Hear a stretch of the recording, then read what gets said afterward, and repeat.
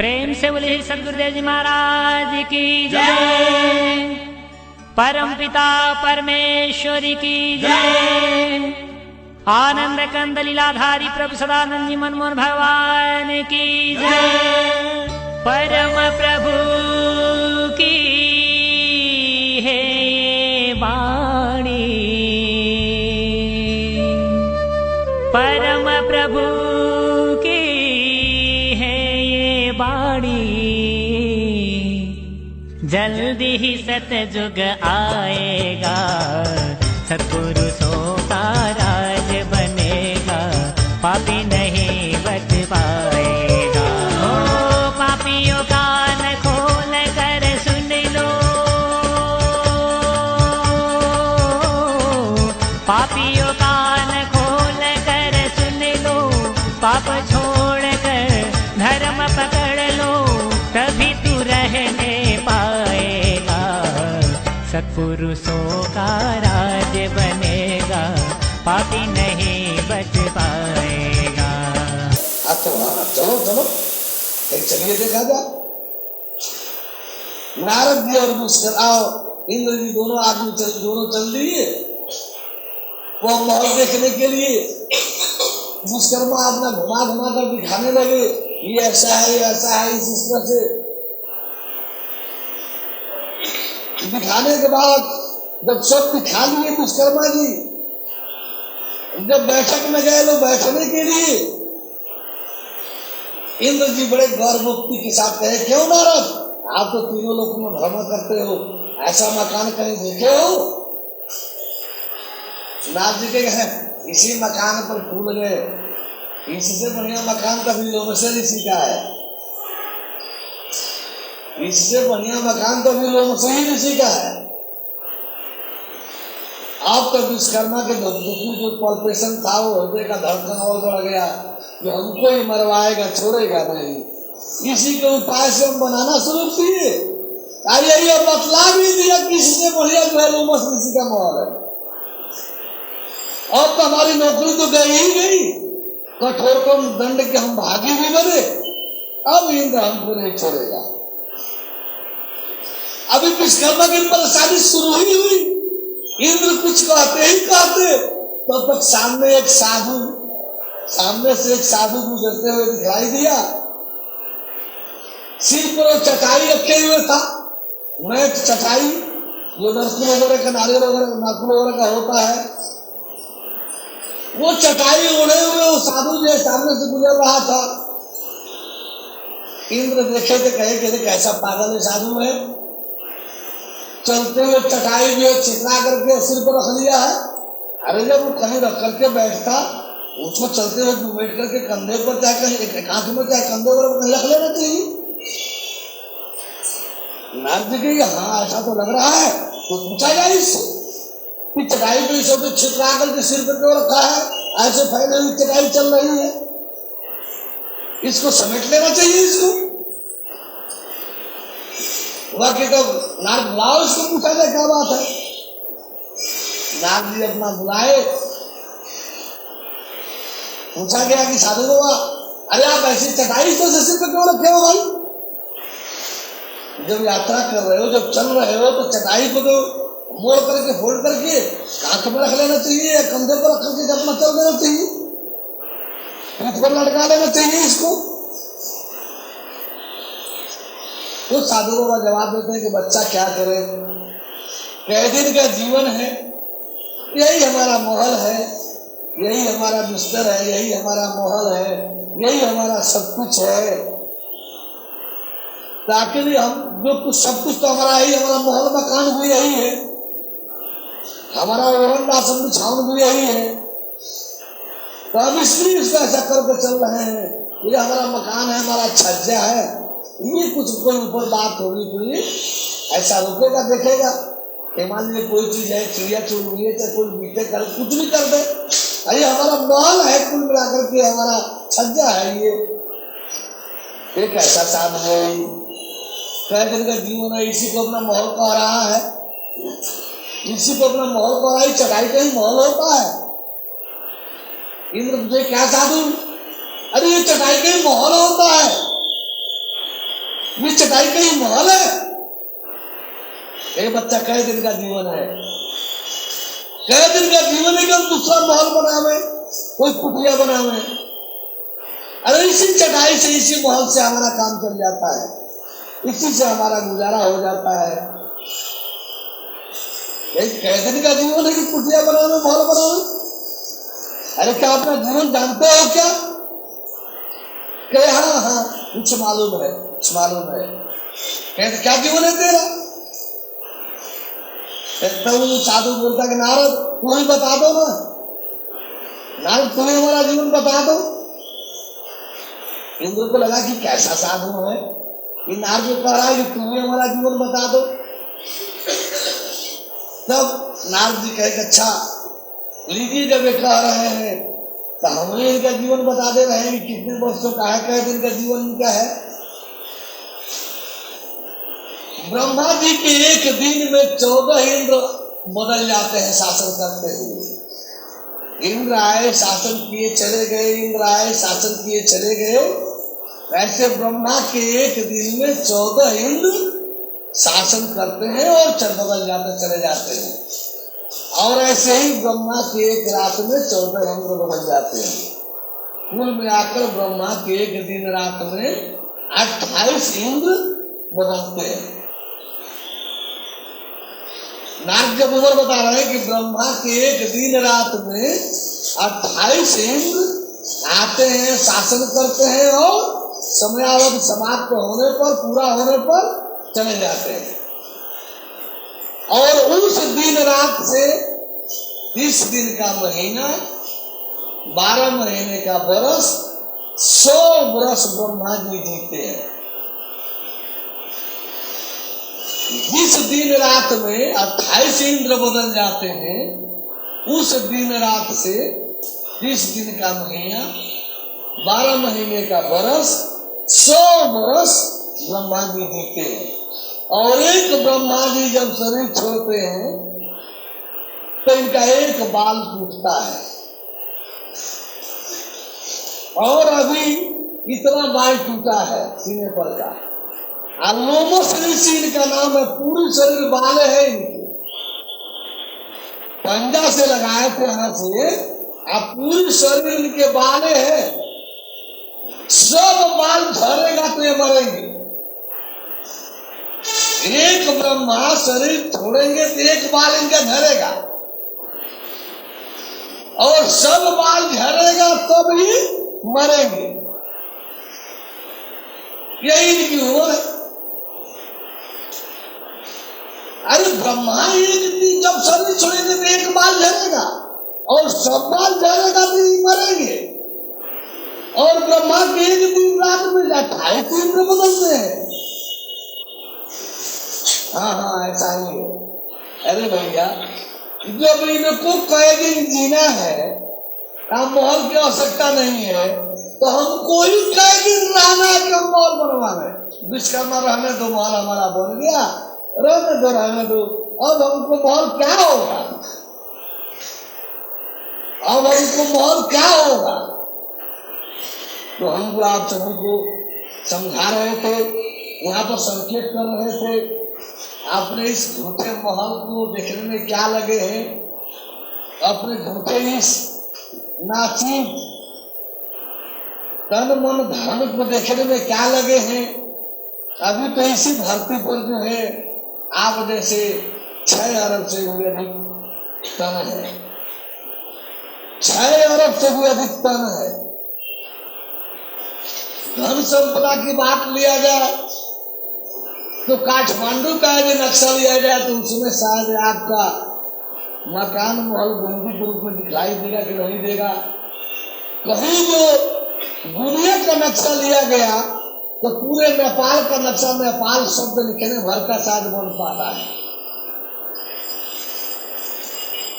एक आकाश गंगा का यदि नक्शा लिया जाता है तो सूरज जो है अपने ग्रह मंडल सहित बिंदु के रूप में उसमें दिखाई देते हैं, बिंदु के रूप में, बहुत सूक्ष्म कण बिंदु के रूप में।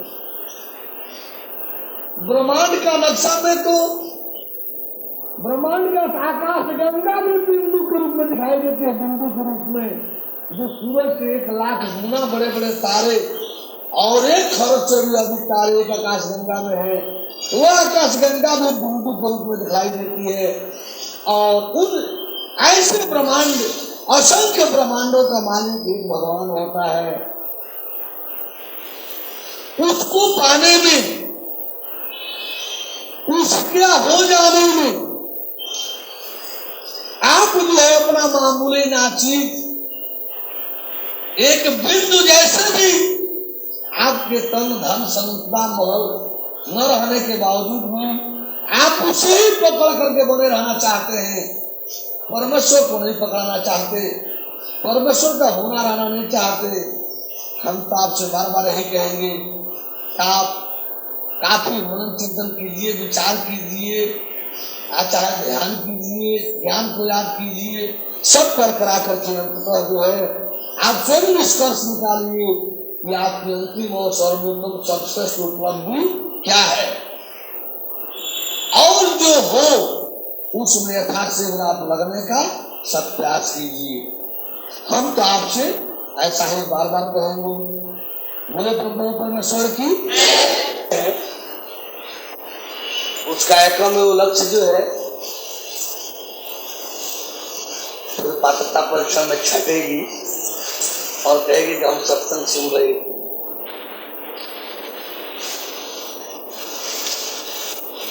इस प्रकार से जो है हम सभी अपने मुख्य जो लक्ष्य है उसे याद करें। वह यह है जीव का दर्शन, उससे अलग आत्मा ईश्वर ब्रह्म का दर्शन, और उससे अलग परमात्मा परमेश्वर परम ब्रह्म का दर्शन, और बातचीत सहित स्पष्टता परिचय पहचान प्राप्त करते हुए मुक्ति अमरता का बोध प्राप्त करना है। यही इस कार्यक्रम का लक्ष्य है। इस सत्संग कार्यक्रम का उद्देश्य जीव का दर्शन, आत्मा ईश्वर ब्रह्म का दर्शन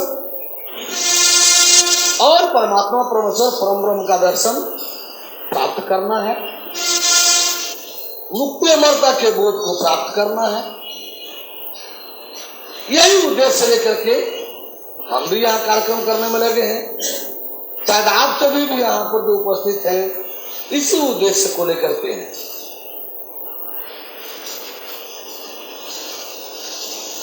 इस चीज को नित्य प्रति बतलाते हैं।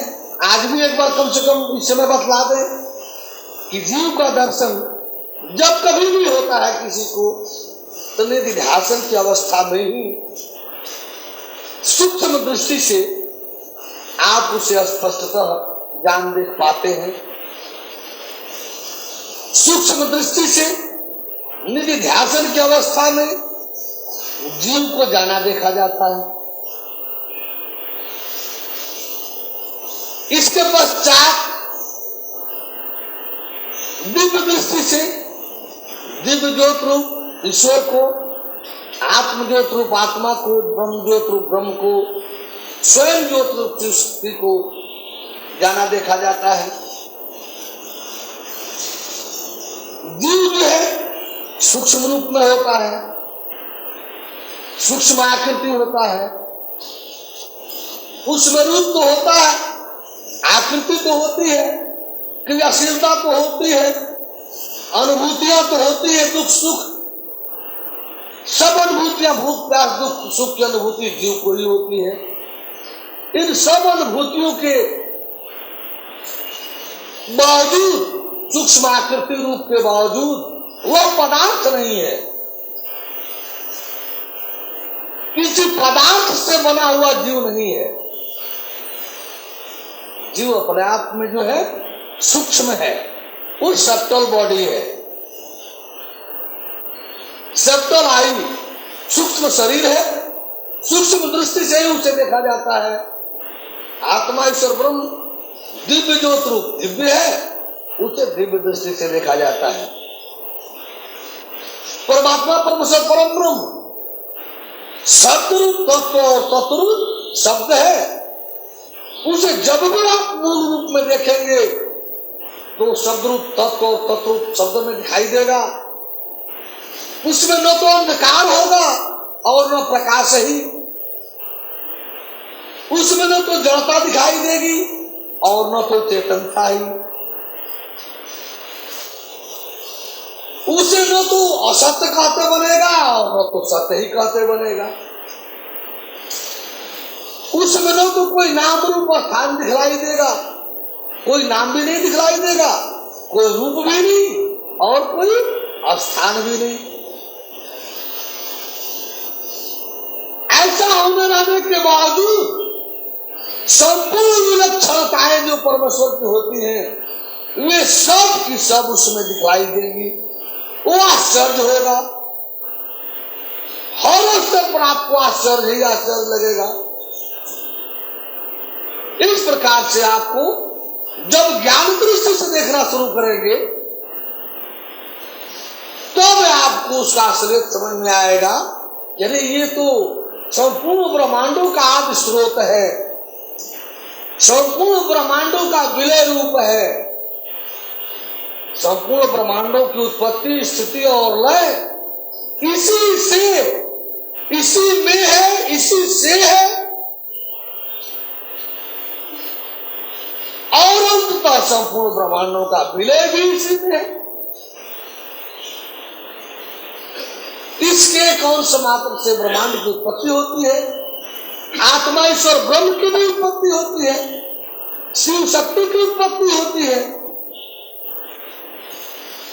दूसरे अंश से ब्रह्मांड स्थित और कायम रहता है। आप हम सभी भी उसके पहले अंश से उत्पन्न है, यह भी देखेंगे। उसी के दूसरे अंश से आप हम सभी जीवित है, स्थित है, यह भी देखेंगे। साथ साथ वो जो तीसरा अंश है जो वास्तव में परमात्मा परमेश्वर परम ब्रह्म जो परम आकाश रूप परम धाम में रहता है, वो उसी तीसरा का, उसी का ही तीसरा अंश जो मौलिक रूप है, वो भूमंडल पर ही नहीं रहता है। सब में और सब कण में होने रहने का तो बात ही खत्म है। परमात्मा परमेश्वर परम ब्रह्म भूमंडल पर ही नहीं रहता है, ब्रह्मांड में ही नहीं रहता है। वो तो इस ब्रह्मांड से भी बाहर, यह ब्रह्मांड बल्कि उसके पहले अंश में है, यह ब्रह्मांड ही उसमें है, वह इस ब्रह्मांड में नहीं। आप जब इस प्रकार से देखेंगे वही तब जाकर के आपको लगेगा वही तीसरा अंश जुग जुग में जब भूमंडल पर अवतरित होता है तो उसे अवतार कहते हैं। उसका पहला अंश आया संसार में और नाना प्रकार के नाम रूपों में परिवर्तित हो गया। दूसरा अंश भी आया संसार में, आत्मा ईश्वर ब्रह्म के रूप में रहने के बावजूद भी, शिव शक्ति के रूप में रहने के बावजूद भी वो संसार में आते ही, माया के क्षेत्र में प्रवेश पाते ही उसकी क्या स्थिति हो गई, परिवर्तित हो गया। जो भी उसका अंश रूप में आया, माया के क्षेत्र में प्रवेश पाते ही वो मायाधीन होकर के परिवर्तित हो गया। वह तीसरी इकाई जब भूमंडल पर आई, अवतरित हुई, क्योंकि वह मायापति है, माया का कोई प्रभाव उस पर नहीं, माया का कोई प्रभाव उस पर नहीं। वह अपने रूप में तो बरकरार रहा ही रहा, अपने रूप में तो स्थित रहा ही रहा। उससे निकल करके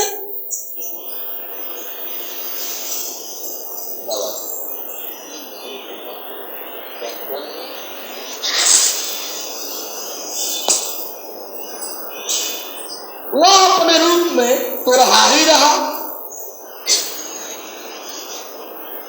जो उसके अंश थे उसके सामने पड़ते ही अहम भी अपना मूल रूप में हो गया, जो जीव है, ज्योतिर्मय सब भी अपने मूल रूप में हो गया। ये सब मूल रूप अपना जो प्रारंभ में उत्पत्ति के समय परमेश्वर से प्रकट और पृथक होते समय थे, ये तुरंत अपना मौलिक रूप ग्रहण करते हुए फिर परमेश्वर में जाकर के जुड़ गए, मिल गए।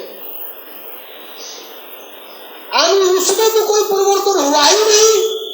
ये जो परिवर्तित थे या फिर अपना ये परिवर्तनीय जो रूप था उसका, इसको बदल करके फिर मौलिक रूप में हो गए, जिस रूप में वो परमेश्वर के साथ थे, और फिर वैसा मौलिक रूप ग्रहण करते हुए ये परमेश्वरमय हो गए, परमेश्वर में विलीन हो गए। इस प्रकार से आपको देखने को मिलेगा, ये मात्र सुनने को नहीं, ऐसा ही आपको देखने को मिलेगा। देखने को ये मात्र सुनने का विषय नहीं है, इसे देखना है। देखना ऐसे ही जैसे आपके बीच में सुनाया जा रहा है, जैसे आपके बीच में रखा जा रहा है, ठीक इसी प्रकार से इसको देखना भी है।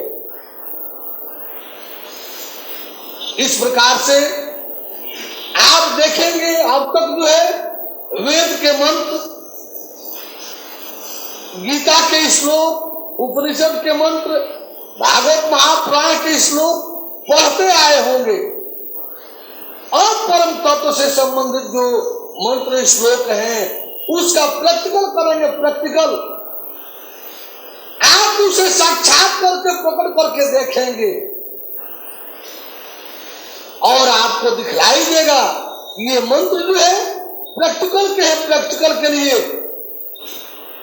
ये श्लोक जो है प्रैक्टिकल के लिए है, प्रैक्टिकल के लिए, मात्र पाठ के लिए नहीं, प्रयोग करके इनके अपने मौलिक चीजों को जानने के लिए हैं, मूल तत्व को जानने देखने के लिए हैं। आपको ऐसा दिखाई देगा। बोले प्रभु परमेश्वर की। इस मशीन में जो है भगवान का जो मशीन है इसमें जल डाल दिलाए हैं, ताकि साहब उधर को इशारा कर रहे हैं, डाल दिया जाए, डाल दिया जाए। बोले प्रभु परमेश्वर की। परम प्रभु की है ये वाणी, परम प्रभु की है ये वाणी, जल्दी ही सतयुग आएगा, सतपुरुष